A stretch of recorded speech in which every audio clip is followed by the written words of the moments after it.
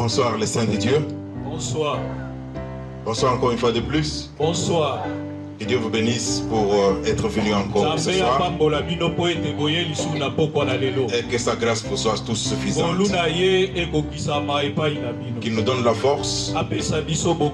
Il ne nous reste plus que la soirée de demain. Nous sommes presque au bout du programme. Et j'espère que ce soir, l'Esprit de Dieu va parler à quelqu'un dans cette assemblée. Quelquefois, le message vient spécifiquement pour vous. Et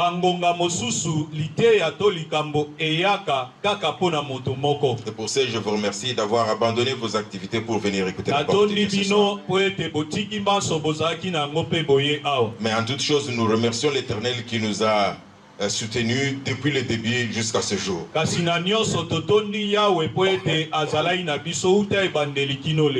ne sais pas s'il y a une question. Je n'ai pas reçu la question.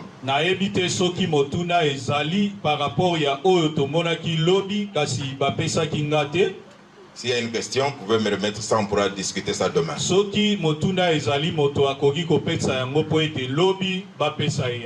Alors, je suis ici pour vous dire que s'il faut résumer la mission et le travail de Jésus sur la terre durant la trentaine d'années qu'il a vécu ici,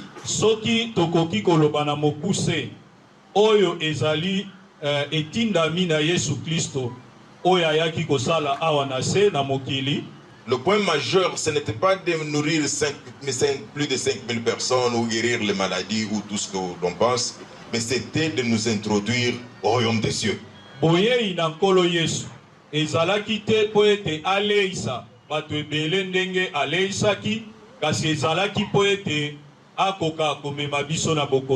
C'est ça la mission principale pour laquelle il était venu. Nous introduire au royaume des cieux. C'est pour cela, avant son départ, il dit à ses disciples que vos cœurs ne se troublent point.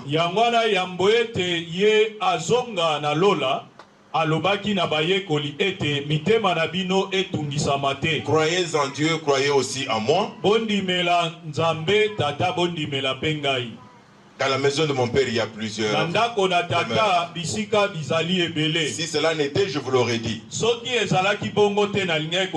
Mais parce que moi, de ma bouche, il ne sort jamais le mensonge.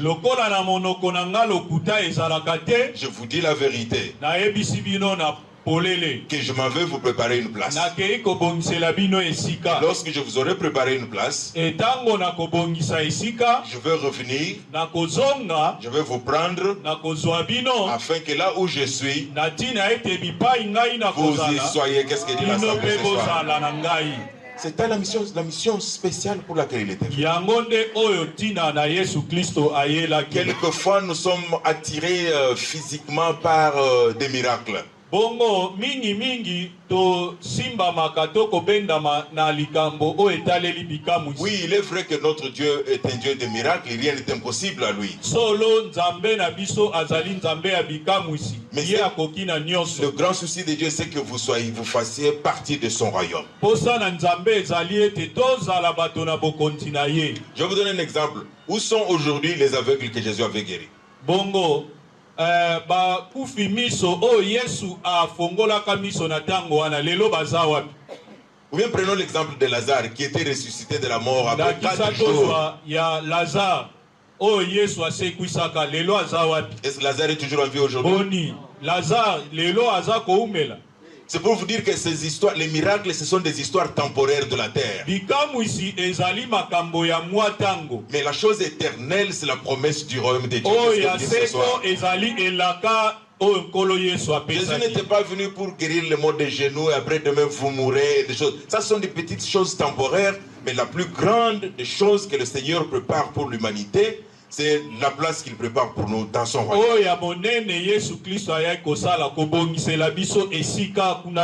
Ainsi, ne soyez pas distraits par des serviteurs de Dieu qui vous disent venez amener de l'argent, je vais prier pour vous. Toutes ces histoires-là, c'est temporaire. Mais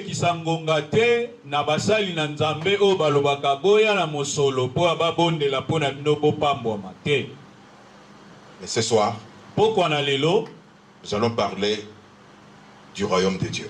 tokolobela bokonzi na lola.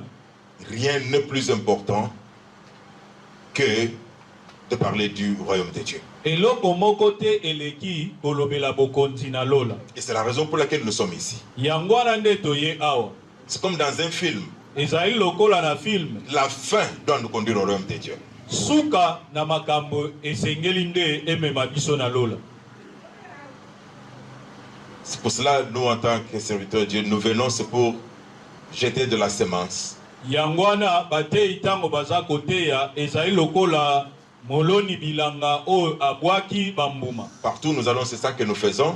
Ipai nyonso toza kokende yango nde toza Et kosala. l'Esprit de Dieu va s'en charger de la Pe germination. molimo na nzambe ye akosala po ete bato bango moko Et babongwa. pour ceux qui ont accepté ce message pour la première fois, Pona bae o bayambi sango malamu pona mbala ya j'ai yambo. dit que Dieu vous bénisse. Nzambe apambola bino. Je vais vous parler du royaume des cieux. Mais avant de parler du royaume des cieux, voyons un peu un exemple typique des royaumes terrestres. Yambo ete na lobela bino bokonzi na likolo to lobela nanu ba bokonzi oyo ya awa na se. Là, c'est l'avenue principale qui vous conduit lorsque vous arrivez. C'est un culte de sac. Lorsque vous arrivez jusqu'au fond de l'avenue, vous arrivez à la cour royale qu'on appelle Buckingham Palace. C'est là où la reine ou le roi vit. Bililingi eza kotalisa kuna na Londres. Nzela oyo eza komema ti kino na ndako ya roi. C'est ça on dirait le bureau officiel où il peut recevoir les autres chefs d'État ou des grandes manifestations. Kuna ndako wana nde ezali lokola palais de la nation na biso to pe mongalema.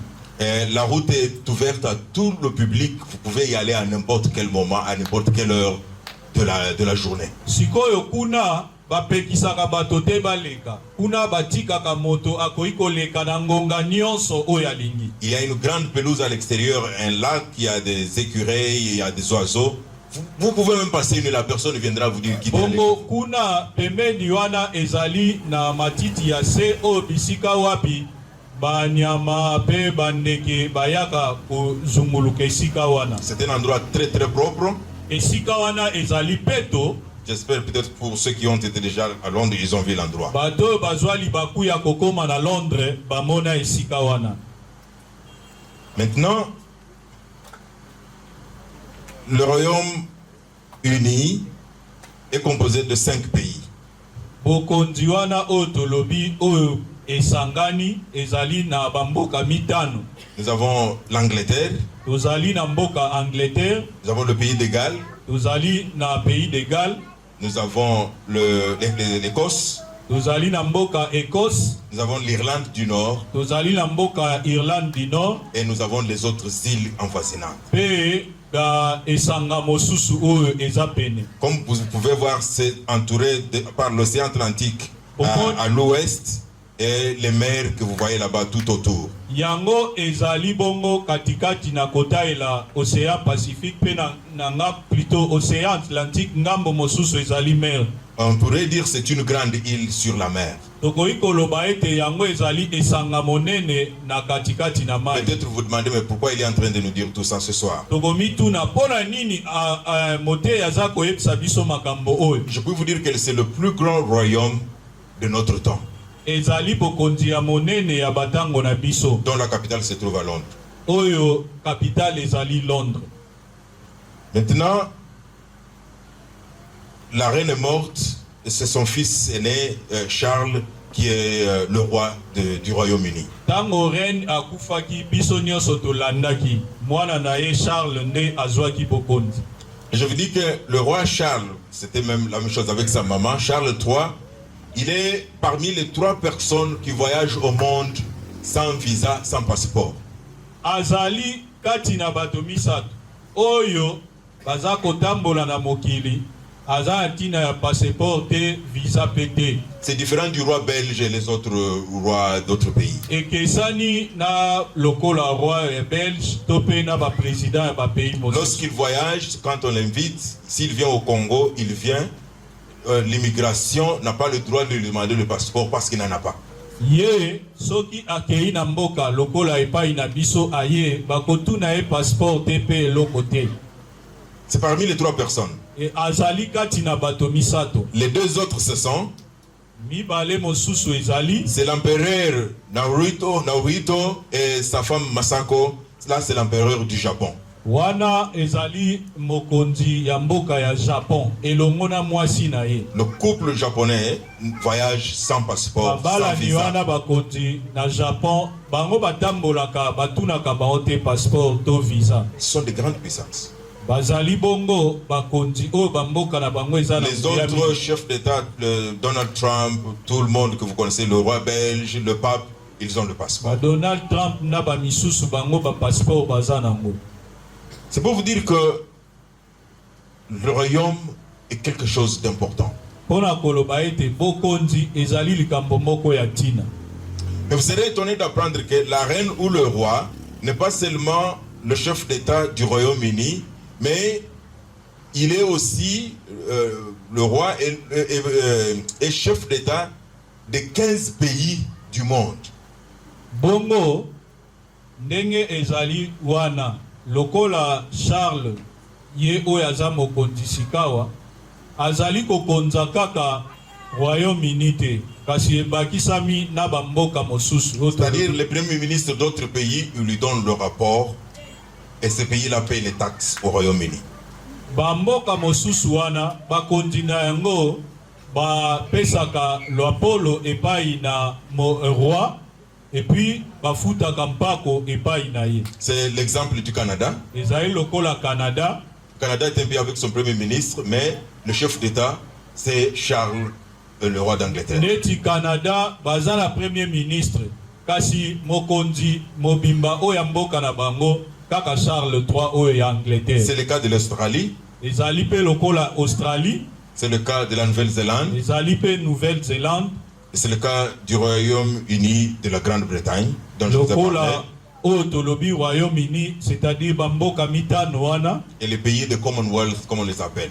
Pe bamboka oya Commonwealth. Le pays qui était colonisé par eux. Il est le chef d'État de tous ces pays-là. Yepe azali mokonzi ya bamboko nyoso bango bakoloniza. Je vous donne cet exemple parce qu'on a parlé de Nebuchadnezzar. C'est en quelque sorte un royaume qui a encore de la ramification et du pouvoir vers une grande partie de la terre. Ezali lokola ndenge bokonzi ya roi Nebuchadnezzar ezalaka na tango wana na 600. La reine a pris le trône le 6 février 1952. Bongo oyo azalaki mokonzi na kuna na Royaume-Uni, Elizabeth II azwaki bokonzi le 6 février na 1952. Elle est décédée le 8 septembre 2022. Ya yeko kufa na mbula 2002 le 8 septembre. Comme je vous l'ai dit, ça c'était son cercueil. Wana ezali cercueil o bakundela kiye. Mais ce qui m'avait beaucoup intéressé, c'est de voir que lorsqu'on a exposé le cercueil au public pour que tout le monde aille voir, tango batiaki cercueil po ete moto nyonso aleka atala, ils ont mis la couronne que portait la reine au-dessus du cercueil. Bazui montole oyo ye azalai kolata batia yango likolo ya cercueil. C'est pour dire que cette couronne n'a plus de valeur. Pona koloba ete montole yango eza esuna tina. Parce que la personne qui portait ça est partie. Le roi aura cessé sa couronne. Azalai kolata yango akei. Et ceci me rappelle la couronne que Christ nous a réservée tous lorsqu'il va revenir dans son royaume. Wana ezongisinga na makanisi oyo ya montole oyo Kristo akopesa biso na bokonzi na ye. C'est Dieu qui donne. Nzambende apesaka. C'est Dieu qui retire. Nzambende azwaka. Je vous ai parlé d'un roi aussi qui avait dirigé le monde.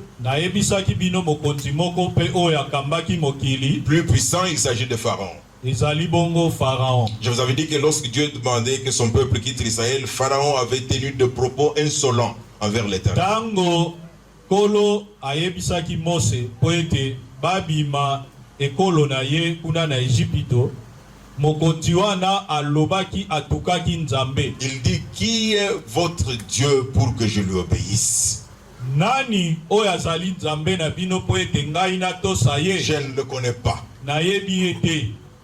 Il en est de même pour Nebuchadnezzar. Lolenge moko pe pona Nebuchadnezzar. Qui avait dit, qui est ce Dieu qui va te délivrer de main en main lorsque moi je te saisis? Nani Nzambe wana oyo akolongola yo na maboko na ngai? La question que l'on se pose, Motuna toko mituna. Où est Pharaon aujourd'hui? Pharaon lelo azawapi. Il se repose dans la terre. Ye akufa. Où est Nebuchadnezzar? Nebuchadnezzar azawapi. Il se repose dans la terre en attendant la résurrection. Pe azako se la lycée. Il en est de même pour la reine Elisabeth. Lolenge moko pe pona mokonzi Elisabeth o azalaki na royaume. Les royaumes de la terre passeront. En Matthieu 24, 35, Jésus dit, le ciel et la terre passeront, mais mes paroles ne passeront point.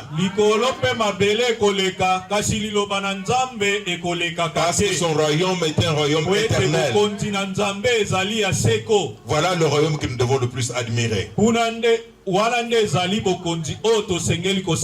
ainsi qu'il offre à l'humanité le salut éternel.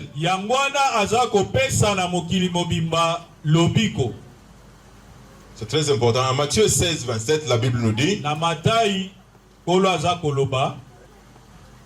car le Fils de l'homme doit venir dans la gloire de son Père avec ses anges, et alors il rendra à chacun selon ses œuvres. Tango oyo mwana na moto akoya na bokonzi na ye outa na tata na ilongo na banjelu akoya pona kofuta moto na mosala oyo moto nyonso asala. Il revient comme roi. Azako zonga lokola mokonzi. Et il va donner à chacun la couronne de gloire. Pe akopesa na moko mondole.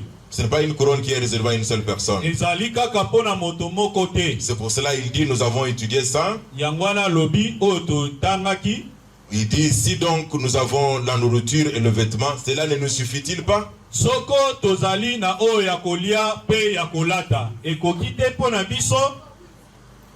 Cherchons d'abord le royaume des cieux. Il dit, c'est lui qui en Marc chapitre 16, verset 16, il dit, c'est lui qui croira et sera baptisé, sera sauvé. C'est lui qui refusera de croire, sera condamné.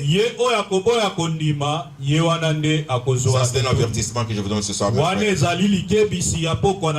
avez toutes les chances de croire ce soir. Pour que vous soyez candidat au royaume céleste. Je vous ai dit que tout ce que Jésus était venu faire, guérir les malades ou les miracles, c'était temporaire. Mais lui-même, il nous promet des choses éternelles. Ce que je vous dis, ce n'est pas du fake news. Ce n'est pas le fake news. Il s'agit au contraire de la bonne nouvelle du royaume. La bonne nouvelle du royaume qu'on appelle l'évangile. Qu'est-ce que l'Assemblée dit? C'est ça que Christ nous appelle à étudier sa parole et à croire en sa parole.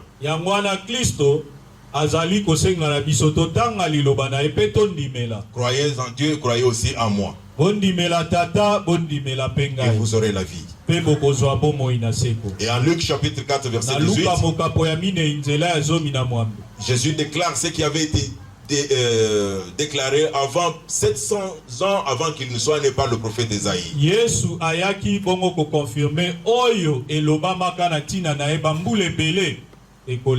Il dit, l'Esprit du Seigneur est sur moi, car il m'a oint pour annoncer une bonne nouvelle aux pauvres.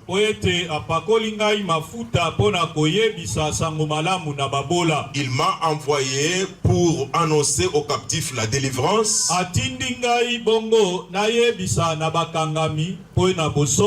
aux aveugles le recouvrement de la vue, pour apporter la liberté aux opprimés et proclamer une année de faveur accordée par le Seigneur pour son peuple. Voici le temps de faveur qui vous est accordé ce soir. Donnez vos cœurs à Jésus et vous aurez le salut. Il dit, je suis le chemin, la vérité et la vie. Nul ne vient au Père que par moi. Ça, c'est un message clé. Nous sommes dans trop de distractions aujourd'hui. J'ai beaucoup de respect pour les prophètes et les serviteurs de Dieu. Mais je vous dis qu'il n'y a aucun prophète ou serviteur de Dieu qui soit plus grand que le Seigneur. Lorsque vous avez besoin du salut, allez tout droit à Christ, car c'est lui le chemin, la vérité et la vie.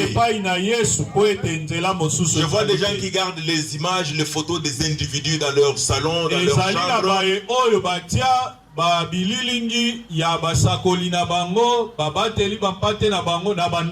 Peu importe, je pense qu'ils ont prêché comme moi, ou même plus que moi, ils ont performé des miracles. Mais je vous dis que le chemin pour aller à Christ est plutôt au salut. C'est à travers Christ. Il dit, je suis le chemin, la vérité et la vie.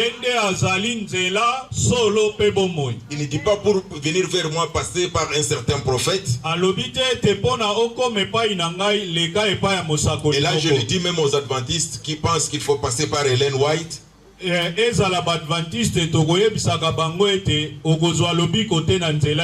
Ou bien par William Branham. Simon Kimbangu, Mohamed, le prophète islamique, ou bien Bouddha. J'ai de respect pour ces gens, mais Jésus dit qu'il est le chemin, la vérité et la vie. Nul n'aura le visage du ciel sans passer par Jésus. Ça c'est très important pour nous. Et en Hébreux chapitre 13 verset 14 il dit, car nous n'avons point ici-bas de cité permanente, mais nous cherchons celle qui est à venir. Là c'est dans les cieux.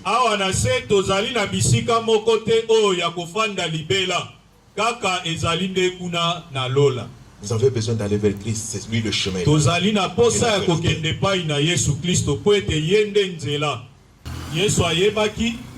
Que nous n'avons pas seulement besoin du pain. Il dit en Jean chapitre 6 verset 26, en vérité, je vous le dis, vous me cherchez non pas parce que vous avez vu des miracles, mais parce que vous avez mangé des pains et que vous étiez rassasiés. Je vais vous poser la question, combien de fois dans la Bible Jésus a nourri les 5000 personnes?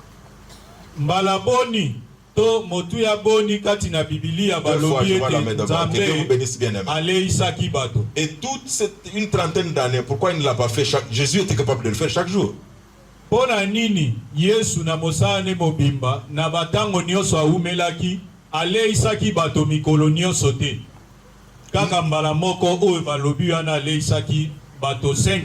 Il n'avait pas besoin de francs congolais pour aller au supermarché. Lui, il pouvait parler et le pain est là, les gens pouvaient manger. Jésus avait compris que les miracles peuvent être une distraction pour les gens. Et il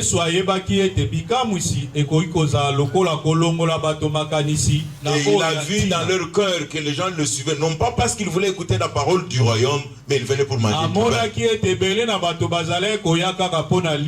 C'est ainsi qu'il leur dit, en Matthieu 4, verset 4, il a dit à Satan, l'homme ne vivra pas du pain seulement. Notez ici, il ne dit pas que l'homme ne doit pas manger le pain. Mais il dit que vous n'avez pas besoin du pain seulement, mais aussi de toute parole qui sort de la bouche de Dieu. Qu'est-ce que l'Assemblée dit? C'est-à-dire pour vivre, vous avez besoin du pain, mais vous avez aussi besoin de la parole de Dieu. Si vous mangez seulement le pain, rhétoriquement on peut dire que vous êtes mort vivant.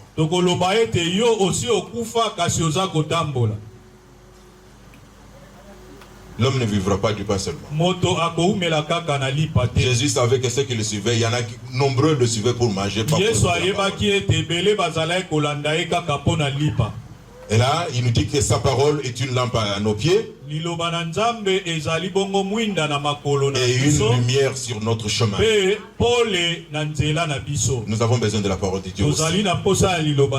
Pas seulement du kwanga et du shkwanga et du pain. Pourquoi avons-nous besoin de sa parole? Sa parole est très importante, je vous l'ai dit. liloba na ye ezali na ntina mingi. En Romains chapitre 10 verset 17, na baloma zomi na sambo, la Bible dit, bibili elobi, ainsi la foi vient de quoi? na bongo kondima eza kouta De ce que l'on na entend, oyo toza koyoka, et ce que l'on entend pe vient oyo d'où? toza koyoka euti na liloba na Ça vient de la Nzambe. parole de Dieu.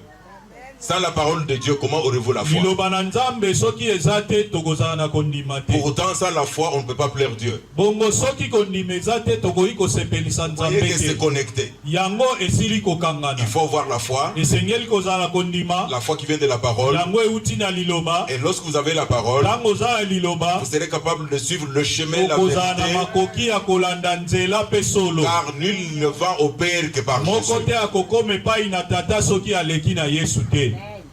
Et il faut étudier sa parole. Pe esengeli koyekola liloba na ye. En Actes chapitre 17 verset 11, Na misala ya bantoma zomi na sambo la zomi Bible na dit, moko. aussitôt les frères firent partir de nuit Paul et Silas pour Bérée. Bongo bandeko wana basilaki kosala ete Toma Paul pe Silas bakende kuna na Bere. Bérée, c'est un endroit que je dois visiter prochainement. Bere ezali musika na kokende. C'est du côté de Thessalonique, c'est vers l'actuelle Turquie. Ezali kuna na Turquie na ngambo ya Thessalonique. Dans mon premier voyage, je me suis arrêté à Corinthe. Nga na sukaki na Corinthe. Je suis en train d'envisager arriver jusqu'à Aza Bérée. koluka na kende kuna na Bere. Et là, lorsqu'ils furent arrivés, ils entrèrent dans la synagogue des Juifs. Bango mibale tango bakomaki kuna na Bere bakotaki na ndako na Nzambe bipai bayuda babondela. Ces Juifs avaient des sentiments plus nobles que ceux de Thessalonique. Bayuda wana oyo ya Bere bazalaki na posa mingi ya liloba koleka ba oyo ya Thessalonique. Et suivez ce qu'il dit, ils reçurent la parole avec beaucoup d'empressement. Bayambaki liloba na Nzambe na molunge nyonso. Et ils examinaient chaque jour les Écritures pour voir si ce qu'on leur dit était vrai. Mikolo nyonso bazalaki kotanga liloba na Nzambe pona kokokanisa na maloba oyo bazalaki Mes koyebisa frères et bango. sœurs, il ne faut pas seulement croire à ce que je vous dis. Kondima kaka te oyo bayebisi yo. Faites des recherches vous-même. Tanga liloba na Nzambe pona Vérifiez koyeba si ce qu'on solo. dit se trouve dans la Bible. Pona koyeba soki maeba lobi ezali solo Et là, vous aurez un to caractère noble qui est le caractère des Béréens. kuna okokokana na nde na lolenge ya C'est bato pour ya cela, Bere. depuis que nous avons commencé, notre enseignement est basé sur la Bible. Yango wana uta tobandaki mai toza koloba tozwi yango na Bibilia. Qu'est-ce que vous dites ce soir? Amen. Cherchez d'abord le royaume de Dieu. Lukana no bokonzi na likolo. Car le royaume est un élément clé dans le message de Jésus. Oete bokonzi na Nzambe yango nde ezali ya ntina. À Matthieu 16, 26, Matai mokapo ya zomi na motoba nzela ya tukumi bale na et que servirait-il à un homme de gagner le monde entier s'il perdait son âme? Tina ezali wapi pona moto ete alonga mokili mobimba bongo abungisa molimo na Vous ye. pouvez même venir le roi du monde entier. Yo koki kokoma lokola Charles III. Mais si vous perdez votre âme, cela a servi à quoi? Kasi soki obungisi molimo na yo, tina nini okomelaki mokonzi? Ou que donnerait un homme en échange de son âme?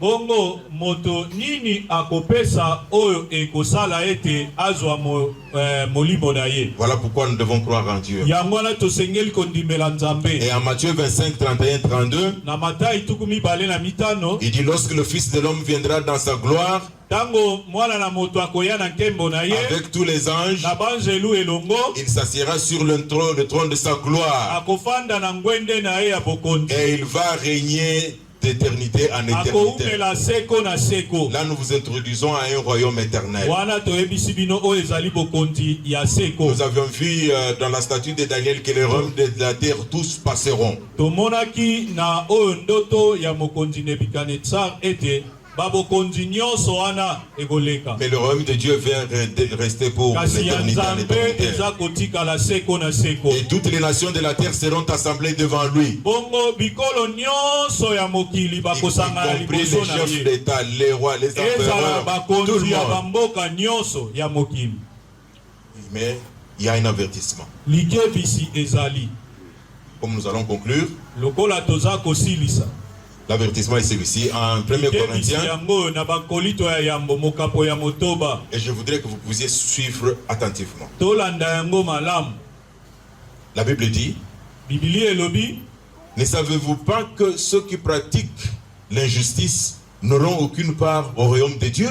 boyebi te ete bato basalelaka sembo te epai na bango lola ezali te mpona bango. L'offre du royaume est là. Nzambe abongisi po ete moto nyonso azwa bokonzi na likolo to akota. Mais il y a des conditions pour y entrer. Kasi ezali na o esengeli osala po ete okota. Et il nous donne la liste des gens qui ne doivent pas entrer. Pe apesi oyo ezali ya bato bakokota te. Je voudrais d'abord sauter ça pour aller aux exigences pour l'obtention du visa. Nakei nano na oyo basengaka pona moto azwa visa. Pour ceux qui ont déjà voyagé, vous savez que Pona bai oyo basi bakatisa ata na Congo Brazzaville. lorsque vous voyagez et que vous avez besoin du visa, Tango za kosala mobembo ozali na posa ya visa. vous avez besoin d'un passeport. Esengeli obanda na passeport. Et ce passeport doit être valide au moins pour 6 mois. Passeport wana esengeli ezala na délai to pe validité o ezana no ya basanza motoba. Si votre passeport va expirer par exemple le mois prochain, aucun pays ne va vous donner le visa. Soki otikali kaka na basanza mibale to moko po ete yango eza isu na tina te mboka moko te bakopesa yo visa. Et aussi pour avoir le visa, Pozwa visa ils sont très stricts, chaque pays a ses caractéristiques. mboka nyonso bazalaka na lolenge na bango. Ils auront besoin de votre photo demi Bakozala na posa ya elongi na yo. et ils vont vous donner les dimensions exactes de la photo dont ils ont besoin. Bakopesa o ezali moi o ezali etando ya o esengeli Ils vont mona vous dire ce qu'il faut passeport. enlever pour ne pas pour tomber dans les critères du visa. Bamisu balobi matoi mibale ifo emonana. Misusu balobi litoi moko kaka. Et je vous dis ceci, Pe na yebisi bino boye. si vous ne suivez pas ces instructions à la note, Soki olandi bongo te, vous allez déposer votre dossier, ils vont l'accepter. yo okotika bosenga na yo pona visa. Bako yamba yango. Vous allez payer l'argent pour le visa. Okofuta mosolo pona visa. Mais lorsqu'ils vont commencer à aller dans les critères, Kasi tango bako banda kotaela mai oyo bango balobaki. s'ils trouvent comme dans cette photo-là que vous n'avez pas suivi exactement, on ne peut pas voir les oreilles, Soki batali lokwa balobaki matoi mibale monana kasi yo bombi yango na suki na yo. ils vont rejeter votre cas Bongo yo okozwa visa te. et votre argent n'est pas remboursable. Pe mosolo wana ezalaka ya kozongisa te. Ça, c'est très important. Wana ezali na tina mingi. Il en est de même pour le royaume des cieux. Ndenge moko pona bokonzi na On nous Nzambe. donne en Corinthiens la liste Biso liste na bakolito ya yambo. Bato oyo bango moko bakozangisa kokota na lolo. Parmi eux, il y a les débauchés. Je ne sais pas, débauché, quelqu'un qui peut nous aider avec ce français. Un débauché, c'est qui? Parce qu'il y a certains termes que nous lisons, quelquefois on ne les comprend pas. Ezali na elobeli mosusu tosalelaka kasi bososoli malamu penza ezali te. Quelqu'un qui comprend bien le terme débauché. Otayeli biso dictionnaire elobi nini? Quelqu'un qui peut aller sur Google. Débauché ndimbola nini bapesi. Je suis allé sur Google parce que moi-même, je ne comprenais pas bien ce que signifie un Ngamoko na débauché. kendaki na Google pona koyeba penza na mozindo débauché elingi koloba nini. C'est très important de comprendre certains de les terminologies qui sont utilisées ici. Ezali na ntina mingi pona koyeba elobeli o basaleli. Ici, par exemple, on dit Awa balobi débauché se réfère à tout ce qui est considéré comme socialement incorrect d'un point de vue moral. ezali na kosalela bisalelo nyonso to makambo oyo na bomoto esengeli te esalama makambo ya mabe ya mbindo On parle de... oyo ya soni. C'est une expression de péché. Ezali lolenge ya masumu. Et on donne des exemples comme la gourmandise, même le luxe. Ça peut faire partie de la débauché. Balobi lokola bato bazalaka malamu a dépenser ne mbongo ebele abongisi ndako kasi ta mosusu a se privé pour la santé na ye. Ça peut être un critère pour lequel vous ne pouvez pas hériter l'homme des cieux. Et koki kozape likambo e kozangisa yo lola. Je pense qu'il faut noter ça. Esengeli kosimba yango. Parce que tous nous sommes en train de faire la demande de visa pour le ciel. Biso nyonso toza koluka visa pona lola. Maintenant, il faut connaître quels sont les critères qu'on recherche pour obtenir ce Toyeba visa. nini o esengeli po ete tozanga visa te. Deuxièmement, ya mibale la Bible nous dit que les idolâtres n'auront pas accès au ciel. balobi basambeli bikeko to baye oyo bakomisaka biloko lokwa banzambe na bango. Vous venez ici, vous priez, vous voyez les choses ne marchent pas, vous allez voir un féticheur, vous allez voir les histoires. La Bible dit vous n'avez pas accès au royaume des cieux.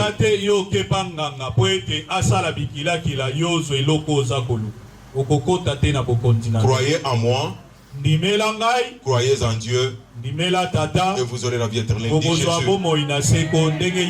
troisième critère, c'est l'adultère. Ici, ça implique aussi la fornication.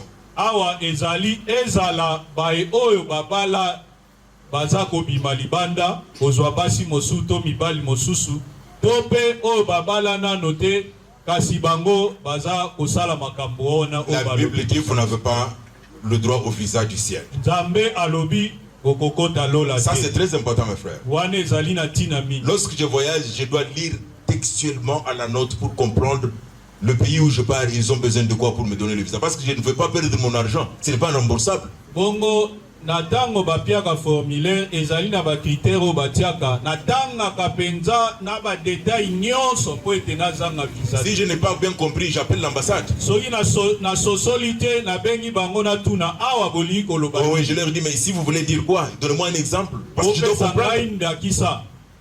C'est très très important. Ezali na tina mi.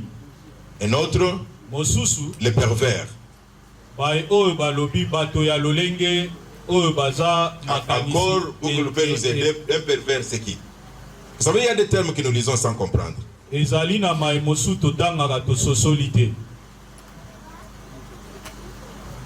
Qu'est-ce que c'est qu'un pervers?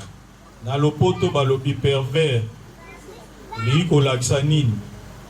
y a quelqu'un qui a trouvé?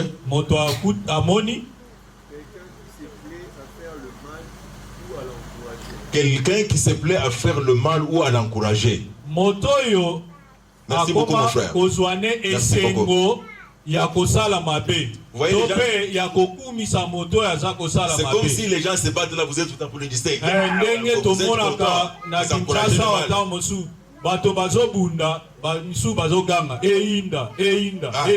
Comprenez?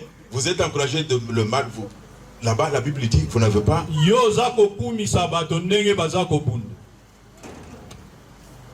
Quelqu'un qui prend plaisir au mal ou qui l'encourage.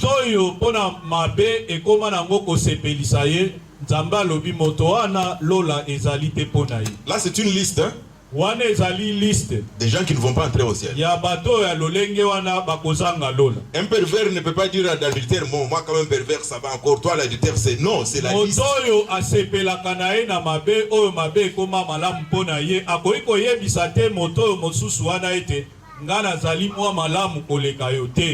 Nous sommes comme des malades quand nous venons ici devant le médecin. Tous nous sommes malades. L'un a la diarrhée, l'autre la fièvre, mais nous sommes tous des malades. Et l'homosexualité. Vous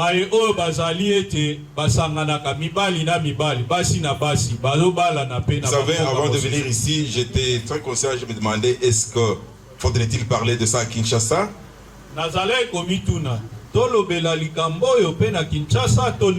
Mais j'étais encouragé par l'actuel ministre et sa prononciation. Je me suis dit bon quand même.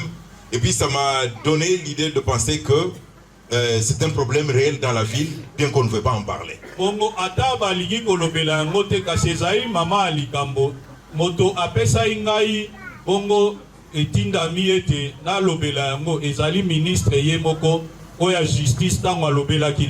Et quelqu'un m'avait soufflé en venant qu'ici on les appelle les PD.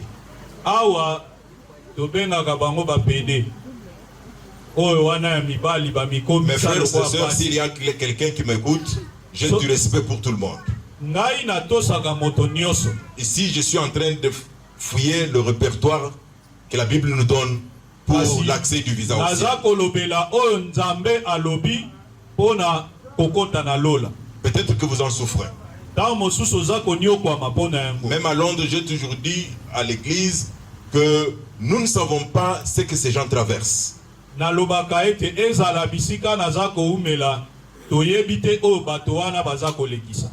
Nous devons les écouter.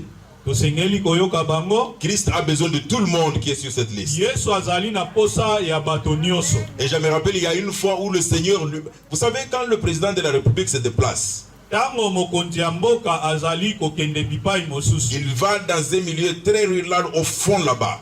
Akei toloba mokonzi ya mboka longwawa akei par exemple na Lisala. Il faut savoir que c'est une mission très importante.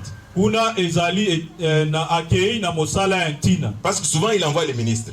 Batinda kanano bato mosusu. Mais s'il descend lui-même sur le terrain, soki ye moko akei, c'est une affaire importante. eliko laksa ete atindaki bato kasi amoni eyano malamu te. La Bible nous dit que Christ est descendu lui-même avec 2 anges voir Abraham, et de là ils sont allés jusqu'à Sodome parce qu'il avait intérêt dans les homosexuels. Yesu ye moko akitaki akei elongo na banjelo epai ya Abraham po ete bango bakende na Sodome na Gomorre, po ete lokola bato ya lolenge wana tolobi bazalaki kuna, Yesu akitaki pe pona bango. Et il a dit à Abraham, si j'en trouve même 5 qui sont justes dans toute la ville, je vais sauver la ville. Bongo Yesu alobaki ete soki bazali ata mitano bato yo bazako tosa Nzambe. Et je vais vous dire que vous soyez idolâtre, débauché, pervers, adultère ou homosexuel, Jésus vous aime ce soir. Ata soki ozana kati ya liboke ya bato wana, Yesu alingi yo. Quand je cause avec les homosexuels à Londres, ils ont l'impression que les chrétiens ne les aiment pas parce qu'ils disent toujours c'est une abomination, c'est une abomination. Je leur dis oui, la Bible dit c'est une abomination, mais Jésus a besoin de vous. Bakanisaka ete biso tondimeli nkolo Yesu tolingi bango te. Nzokande ezaka kotalisa ete nkolo alingi lolenge wana te. Peut-être il y a quelque chose que je peux partager avec vous ce soir. Là où je travaille en radiologie, bisika na salaka kuna na radiologie. Notre hôpital, ce sont des cliniques universitaires. Hôpital na biso ezali lokola clinique universitaire ya campus. Et là, nous avons une salle d'opération où on fait ce qu'on appelle le transgénérisme, comme on appelle. C'est l'opération qui consiste à changer le sexe. Donc, kuna ezali na esika o ezalaka moto alobi aza mobali malingi ne yakoma mwasi, kuna bakobongola nzoto na yo okokoma penza ndenge mwasi azalaka. Oui, on va faire l'opération. Tout à fait. On le fait et lorsque l'opération est terminée, après plusieurs mois, et lorsque tout est terminé, je pouvais vous montrer certaines images, mais je n'ai pas prévu ça. Je vous dis, lorsqu'ils ont terminé, frère Landou, et vous croisez cette sœur-là sur la route, vous n'allez pas penser que c'était soki okutai na moto wana mingi peza na États-Unis okutai na ye obi penza oyo chéri nzokande azalaki ne mobali. Tout à fait. Tout à fait. Et le Royaume-Uni, nous étions le premier pays en Europe d'autoriser le mariage homosexuel. Bongo botala mboka lokwa Royaume-Uni bango nde bato liboso bayambi likambo wana homosexuel. Et comme je vous explique aujourd'hui, ça se trouve dans le curriculum, c'est enseigné même aux enfants de l'école primaire. Ezala na école primaire kuna na Royaume-Uni bazotangisa bana makambo wana. Donc mwana soki alingine kokoma ndengo wana akomi na ye. Mais ce soir, mon appel ce soir, c'est envers tout le monde. Kasi libiangi ya pokwa na lelo ezali pona biso nyonso. Je ne suis pas en train d'incriminer une catégorie de gens. Bongo ngai naza kolobela kaka ngambo moko te. Parce que dans cette liste-là, poete na kati na bato nyonso wana, la liste continue d'ailleurs. Yango eza kokoba, même les voleurs, ezala miyibi, ils n'ont pas droit au royaume des cieux. Bango bakokota na bokonzi na likolo. Que celui qui vole ne pense pas que l'homosexuel est pire. Kokanisa te ata ozana lingomba soki oyibaka ete bato kaka wana obamelaka diamba baonde ba. On dit même les avares. Les avares. Un avare c'est qui? Google. Quelqu'un peut googler pour nous?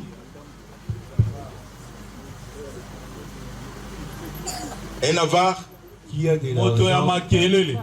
Une personne qui a de l'argent et refuse de les dépenser, quitte à se priver. Voilà. Motoyo atazala mosolo nzale kangie na bisika ete alia na ye Mais alobi mbongo eza ya commerce. Là, ça devient un problème. Ça devient un problème. Ne pensez pas que vous êtes meilleur que l'homosexuel. Ne pensez pas que vous êtes meilleur que celui qui a commis l'adultère. La Bible parle même des ivrognes. J'étais à Lemba toute l'avenue, tout le monde était assis là-bas en train de boire.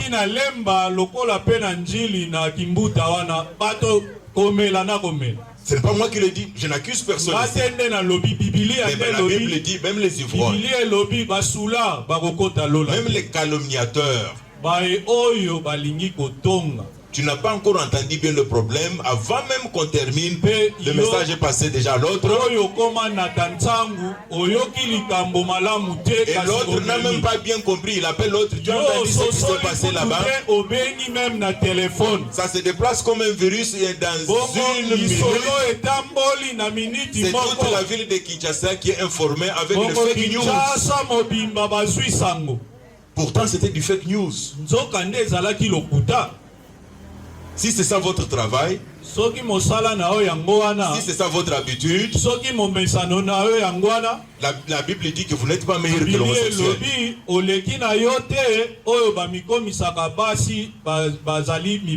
êtes tous sur la même liste. C'est pour vous dire que nous ne sommes pas ici seulement pour une catégorie de gens. Nous parlons des choses réelles qui nous affectent. Et ce sont des choses qui peuvent nous empêcher d'hériter. Nous avons aujourd'hui les tendances sociétales modernes.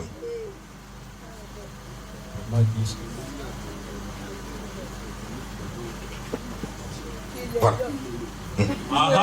Merci. Voilà. C'est un peu différent de la façon dont nous avons grandi.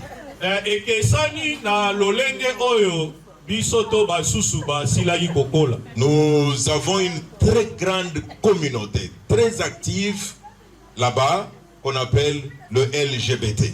Et dernièrement, la liste ne fait que croître.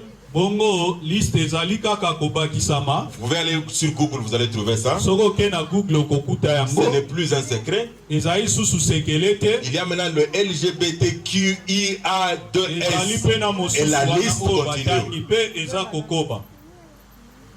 Très intéressant. Si le président Obama n'avait pas cédé à leur caprice, il n'allait pas avoir le deuxième mandat. Parce que vous serez étonné le nombre de démographiquement parmi la population, combien appartiennent à ce groupe.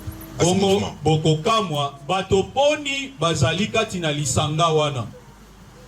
Mais il y a aussi des voleurs. Nous sommes aussi des menteurs. Peut-être moi je ne commets pas l'adultère, mais je suis calomniateur.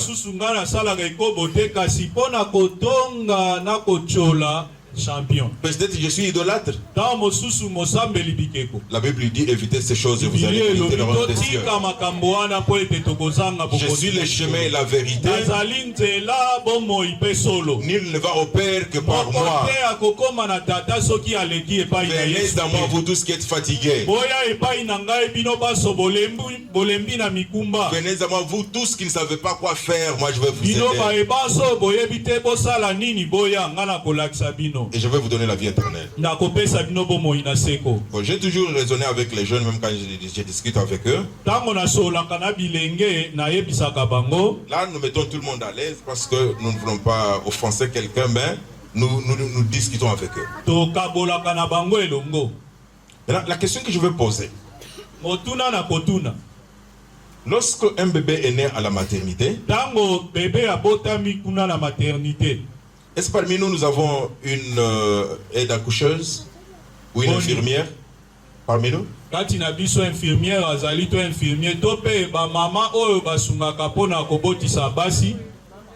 Ok, merci beaucoup. Merci beaucoup, ma soeur. Lorsque le bébé est né à la maternité, il vient à peine de sortir. Et lorsque vous allez annoncer aux parents que c'est un garçon, ou bien c'est une fille. to pe mwasi. Là, moi je reste un peu dans la confusion maintenant. Sikoyo ngai bulu yeke komelaka nga ntango mosusu na motu. Lorsque vous dites garçon ou fille, Ntango olobi mobali to mwasi, voilà, c'est la même chose. Et cela c'est le sexe ou bien c'est le genre? sikoyo wana ezali ete azali mobali na nzoto to pe azali mobali na elobeli kaka ete aza mobali. Parmi les expériences que nous avons, surtout ici, c'est basé sur le sexe. Donc le sexe biologique. Ezali nde likambo oyo ezali ete soki aza mobali azali na peni. Tout à fait. Et basé sur le sexe biologique, Pona kotala abotami ndenge nzambe akeleli mutu. vous allez maintenant communiquer avec les parents basé sur le sexe. Sikoyo boyebisi baboti. Maintenant, le genre, c'est quoi? Sikoyo genre ezali nini? J'ai appris au Congo, maintenant nous avons le ministère du genre. Mindele baye kotungisa biso awa ekomi pe tolobaka ba genre. Maintenant, vous pouvez m'expliquer, ma soeur, genre, maintenant c'est quoi? Sikoyo genre elingi koloba nini? Cet enfant-là qui est, supposons que c'est un garçon. Tokanisa ete mwana botami aza mobali. Vous m'avez dit biologiquement, le sexe c'est, il est mâle ou il est garçon. Nzambe akeleli moto ete oyo azali mobali aza mobali, oyo aza mwasi aza mwasi. Mais son genre maintenant c'est quoi? Sikoyo genre. Selon moi, je peux dire que le genre, c'est quand on parle de quoi, de l'identité de l'identité de la personne. De la personne ou bien du bébé ou bien du Merci beaucoup ma soeur, merci beaucoup. Vous savez quoi? Le mot genre prête à beaucoup de confusion. Ma soeur a bien répondu. Le sexe, c'est le sexe biologique à la naissance. Elingi kotaela ndenge nzambe akelela moto. Soki oza mobali, mobali. Mwasi, mwasi. Le genre, c'est une construction sociétale. Bongo likambo ya genre ezali bato bango moko nde bakeli yango. C'est-à-dire celui qui était né garçon biologiquement. Ye oyo nzambe akeli ye mobali. Il grandit. Akoli. Il dit moi je veux être fille. Alobi sikoyo nga nalingi na nga nazala moto. Ça devient son genre. Ça devient son genre. Voilà ekomi genre. Mais vous savez le problème qu'il y a? Sikoyo boyebi likambo ezali wana. Le genre ne change pas de sexe. Yango ekobongola te oyo ezali soki oza mwasi soki ozali mobali.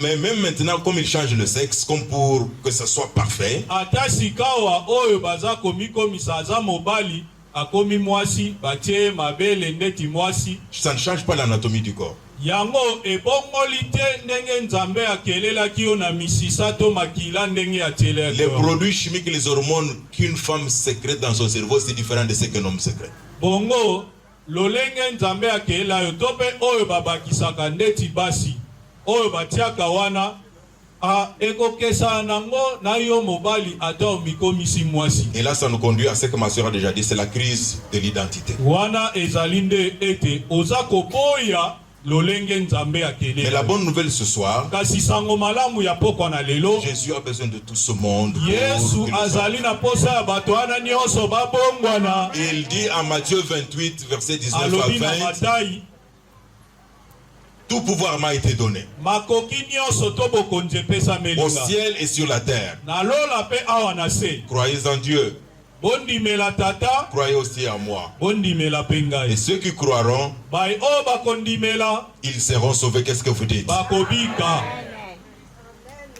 La Bible nous dit Dieu créa l'homme à son image. Nzambe akelaki moto na elilingi na ye, Il créa l'homme à l'image de Dieu. akelaki moto na elilingi na Nzambe. Il créa l'homme et la femme. Akelaki bongo mobali pe mwasi. Si vous avez une difficulté, Soki oza na nkokoso, peut-être que vous ne savez pas comment éviter le mensonge tango mosusu oyebi te ndenge nini okotika lokuta, ou combattre l'adultère, to pe yo oza no moto na ekobo, le vol ou l'idolâtrie. to pe soki omoni 100 francs olekisaka te ozwa kaka. L'homosexualité, Tope yo oza mobali kasi omikomisi mwasi. Jésus a besoin de vous. Yesu azana posa na yo. Il veut vous faire entrer dans son royaume.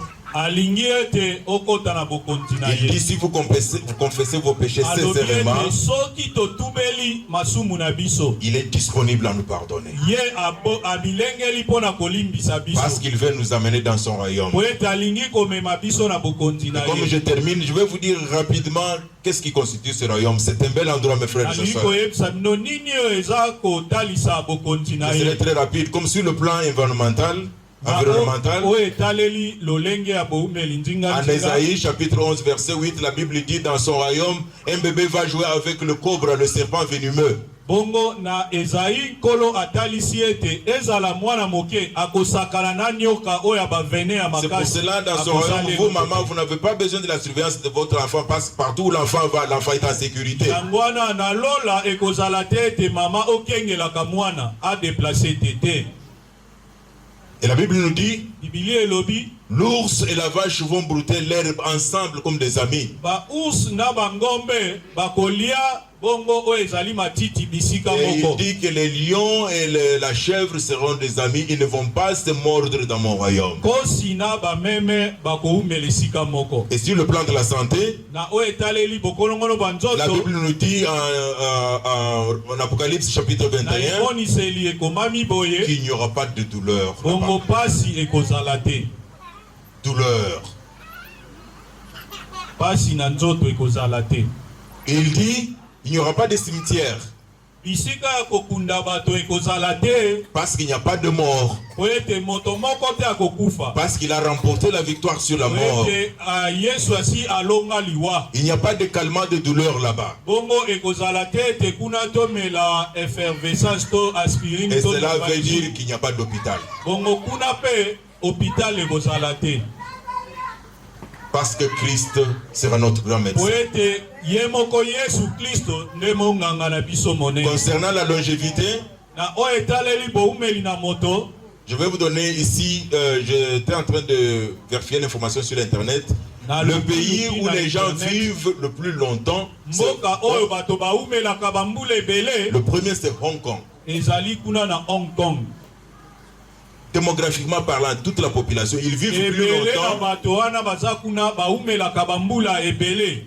plus longtemps que les autres populations du monde. Koleka bamboka ebele na mokili. Le Hong Kong est suivi par le Japon. Elandani na Japon.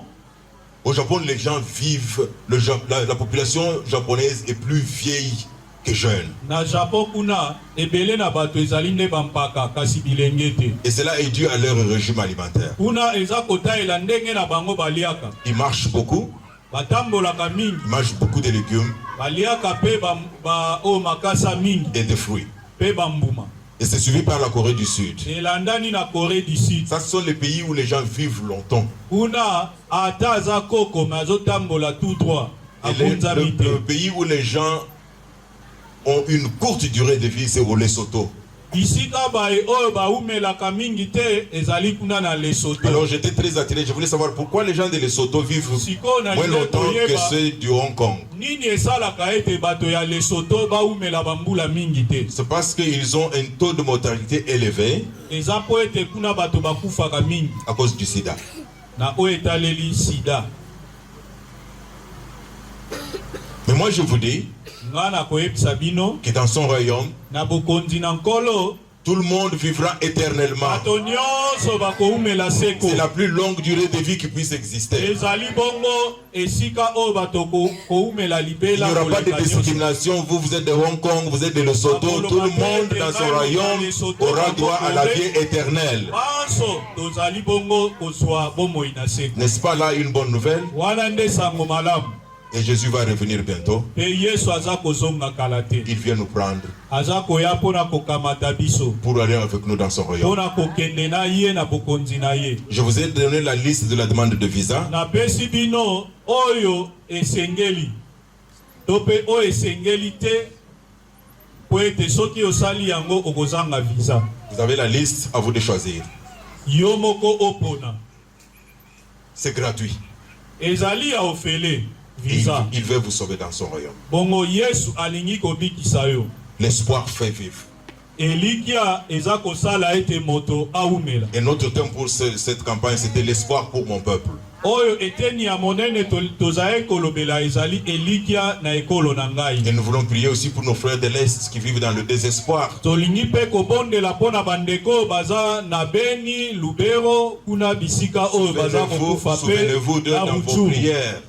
Tango za kosambela kobosana te bato baza na Ruchuru. Ce que le monde t'offre est temporaire, c'est ça notre conclusion. Que ce soit le miracle, l'argent et tout ce que nous avons, c'est temporaire. Mais ce que Jésus t'offre est éternel. Que son nom soit glorifié ce soir. Que son nom soit glorifié. La Bible nous dit car Dieu a tant aimé le monde